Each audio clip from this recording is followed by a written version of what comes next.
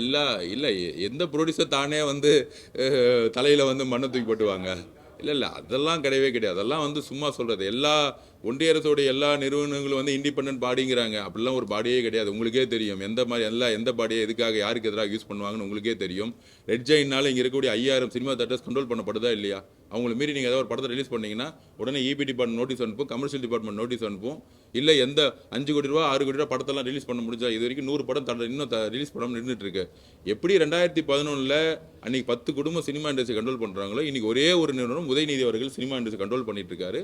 இதுவே வந்து ஒரு ஜனநாயக எந்த ஒரு அதிகாரமும் வெற்றி பெற்ற பிறகு முதலமைச்சரான பிறகு அவர் பதவியேற்றுக்கிறது என்ன? தெரிந்தோ தெரியாமலே அதிகாரத்தை வச்சு எந்த விதமான தொழிலோ எந்த விதமான சம்பாத்தியமே பண்ணக்கூடாது. ஆனால் ஜெயிச்ச பிறகு 2021 ரெட் ஜெயின் நிறுவனம் எந்த அளவுக்கு கோடிக்கணக்கான ரூபாய் லாபம் பார்த்துருக்கு. அவங்க பேலன்ஸ் எடுத்து பார்த்தாலே தெரியும்.